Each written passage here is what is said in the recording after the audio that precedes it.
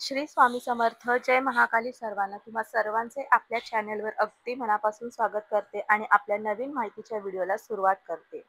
स्वामी महाराज तुमच्या सर्व इच्छा लवकरात लवकर पूर्ण करो ही स्वामींच्या चरणी प्रार्थना करते.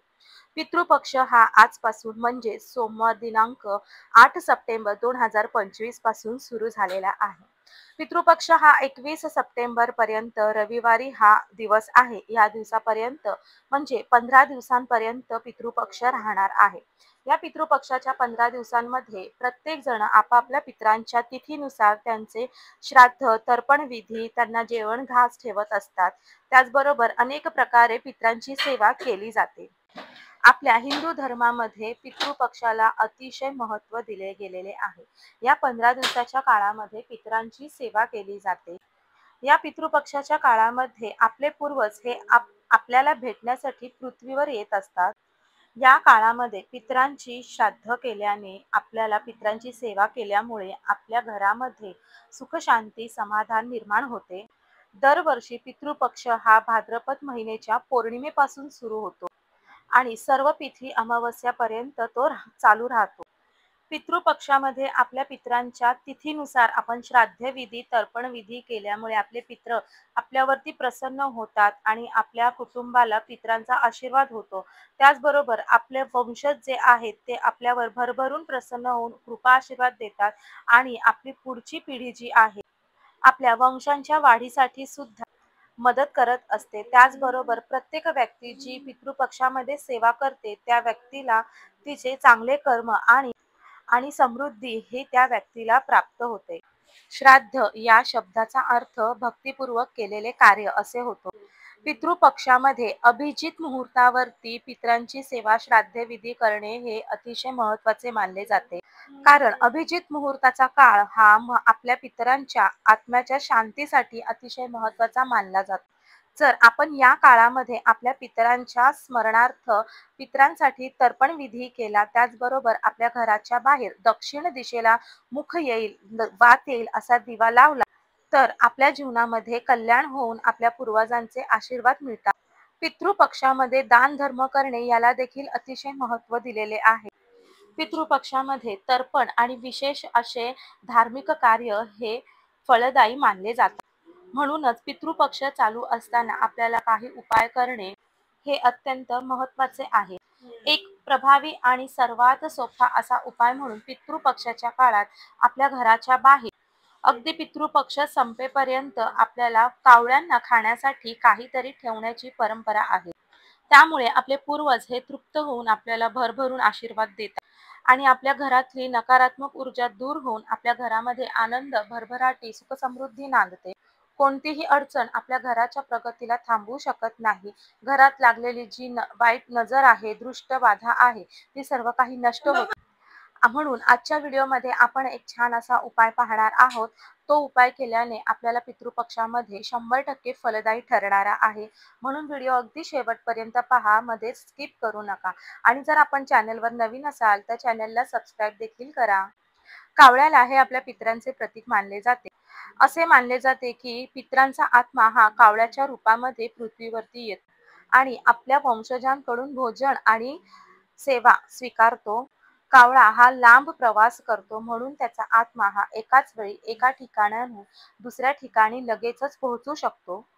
अगदी याच कारणामुळे पितृपक्षामध्ये कावळ्याला भोजन देणे हे अतिशय महत्त्वाचे मानलेले आहे. धार्मिक श्रद्धेनुसार माणसाच्या मृत्यूनंतर त्या माणसाचा जन्म हा कावळ्यांच्या योनीत होतो अशी देखील एक मान्यता आहे. पौराणिक कथेप्रमाणे इंद्राचा पुत्र जयंत याने सर्वप्रथम कावळ्याचे रूप धारण केले होते. जयंताने सीतेला जखमी केले. सीतेने त्याला श्राप दिला की तू अशुभ मानला जातो आणि तुला कोणीही स्पर्श सुद्धा करणार नाही. श्री रामचंद्राने त्यांच्या तक्रारीनंतर त्याला श्राप दिला तेव्हा श्रीरामाने नंतर एका दर्भाची काडी फेकून कावळ्याला मारले आणि त्या काडीने त्या कावळ्याचा एक डोळा गेला. त्यामुळे त्या कावळ्याला एकाक्ष हे नाव पडले. त्यानंतर जयंताने आपल्या कृत्यावर श्रीरामांची माफी मागितली आणि श्रीरामांनी त्या कावळ्याला उशाप दिला आणि श्रीरामाने त्याला सांगितले की माणसांच्या मृत्यूनंतर त्याच्या पिंडाला स्पर्श केल्यावर त्याचा आत्मा मुक्त होत नाही आणि त्यानंतर कावळ्याला पितरांचा दूत मानले गेले. कावळ्याला भविष्य घडवण्याचे ताकद असल्याचेही म्हटले जाते. आणि जेव्हा कावळा आपल्या दारामध्ये सकाळी ओरडतो ते असे म्हटले जाते की त्याचे ओरडणे म्हणजे आपल्या घरामध्ये पाहुण्यांचे आगमन होणार आहे. पितृपक्षामध्ये कावळ्याला भोजन देणे हे विशेष महत्त्वाचे मानले जाते. कारण कावळ्यांना भोजन देऊन आपण आपल्या पितरांना तृप्त करत असतो. त्याचबरोबर पितृपक्षामध्ये गायीला भोजन देणे देखील शुभ मानले जाते. गायीला भोजन दिल्यामुळे आपल्याला पितरांचे आशीर्वाद मिळतात आणि घरामध्ये सुख शांती समृद्धी टिकून राहते. जर तुम्ही कुत्र्याला भोजन दिले तर पितऱ्यांच्या आत्म्यांना शांती मिळते आणि आपल्या घरामध्ये सुख समृद्धी ही नांदते. सुख समृद्धी ही टिकून राहते आणि ती भरपूर प्रमाणामध्ये वाढत जाते. त्याचप्रमाणे कावळ्याला भोजन दिले तर तुमच्या पितरांचा आत्मा हा तृप्त होतो आणि तुमच्यावर तुमच्या कुटुंबावर भरभरून ते कृपा आशीर्वाद देत असतात आणि आपल्या घराची भरभराट होते. पितृपक्षामध्ये कावळ्याला भोजन देणे अत्यंत महत्त्वाचे आहे. त्यामुळे हा उपाय तुम्हाला जरूर करायचा आहे. पितृपक्ष संपण्याच्या आधी तुम्ही हा उपाय केला तर त्याचा निश्चित तुम्हाला फायदा होणार आहे. जेव्हा आपल्या घरावर आपल्यावरती पितृदोष असतो तेव्हा आपण कोणत्याही कामामध्ये यश मिळवू शकत नाही. आपल्या घरामध्ये कधीही सुख शांती समृद्धी आनंद टिकून राहत नाही. प्रत्येक वेळी आपल्या घरातल्या व्यक्तींना अडचणी समस्या यांना तोंड द्यावे लागते. घरामध्ये पती पत्नीमध्ये तणाव होतो, भांडण दुरावा होते, वाद कटकटी निर्माण होतात. अगदी कोणतेही काम सुरू केले तरीही त्याच्यामध्ये यश मिळत नाही. याचबरोबर आपल्या घरामध्ये लक्ष्मी देखील टिकत नाही. आलेला पैसा हा कुठे ना कुठेतरी व्यर्थ खर्च होऊन जातो आणि हे सर्व अडीअडचणी समस्या कुठे ना कुठेतरी थांबवण्यासाठी हा उपाय खूप प्रभावी ठरू शकतो. जर तुम्ही तुमच्या घरामध्ये सतत असे अडचणी येत आहेत आणि त्याचबरोबर घरातली लक्ष्मी देखील संपून गेलेली आहे, लक्ष्मी ही घरामध्ये टिकून राहिलेली नाही, तर या उपायामुळे तुम्हाला निश्चित आराम आणि सुधारणा ही नक्कीच अनुभवायला मिळेल. परंतु कोणताही उपाय हा अगदी विश्वास आणि श्रद्धेने करणे हे अत्यंत महत्त्वाचा आहे.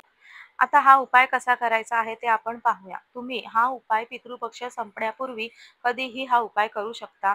जर तुम्ही पितृपक्षाच्या या 15 दिवसाच्या कालावधीमध्ये अगदी 1 दिवस हा उपाय केला तरी देखील चालेल किंवा पूर्ण पितृपक्ष असेपर्यंत 15 दिवस हा उपाय केला तरी देखील तुम्हाला उत्तम ठरणार आहे.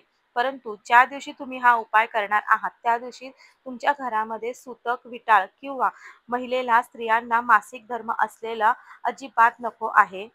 म्हणजे जर तुमच्या घरामध्ये सुतक, विटाळ असेल किंवा मग एखाद्या महिलेला, स्त्रीला, मुलीला मासिक धर्म असेल तर तुम्ही त्या दिवशी हा उपाय करू शकत नाही. त्याचबरोबर हा उपाय अगदी घरातील स्त्री किंवा पुरुष दोघेही हा उपाय करू शकता. दोघांपैकी एकही कोणीही हा उपाय करू शकता. आपल्याला उपाय करण्यासाठी सर्वात प्रथम सकाळी छान अंघोळ वगैरे करून घ्यायची आहे आणि आपल्याला थोडेसे तांदूळ एका वाटीमध्ये किंवा एका छोट्या टोपामध्ये घ्यायचे आहे आणि त्या तांदळामध्ये आपल्याला स्वच्छ ते 2 वेळेस आपल्याला तांदूळ धुवून घ्यायचा आहे आणि त्याचा भात आपल्याला शिजवायचा आहे. ह्या तांदळाचा भात शिजवताना त्याच्यामध्ये आपल्याला मीठ टाकायचं नाही, अळणी भात आपल्याला करायचा आहे. त्याच्यानंतर हा भात तयार झाल्याच्या नंतर एका डिशमध्ये किंवा एका केळीच्या पानावर आपण हा भात काढायचा आहे. त्याच्यावर थोडीशी काळे तीळ आणि आपल्याला दही त्या भातावरती ठेवायचं आहे आणि ही प्लेट आपण आपल्या घराच्या प्रत्येक भागामध्ये, मग तिथे त्या ठिकाणी तुमचं किचन असेल, बेडरूम असेल, हॉल असेल, अगदी प्रत्येक ठिकाणी आपल्याला घराच्या प्रत्येक भिंतीला ही प्लेट स्पर्श करायचा आहे. म्हणजे आपण जो दही भाताचा प्लेट घेतलेली आहे ती प्लेट पूर्ण घरभर फिरवायची आहे. प्रत्येक भिंतीला त्याचा स्पर्श करायचा आहे.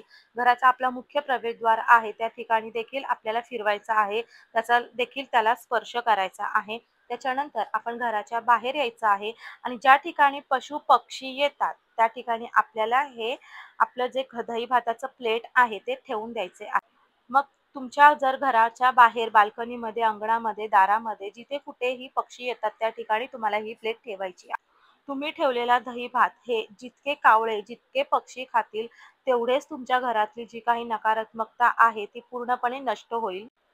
या उपायामुळे तुमच्या घरातली इडापिडा संपूर्णपणे नष्ट होईल. तुमच्या घरामध्ये समस्या, अडचणी आहेत त्या देखील नष्ट होण्यास मदत होईल आणि घरामध्ये सुखाचे, समृद्धीचे वातावरण निर्माण व्हायला सुरुवात होईल.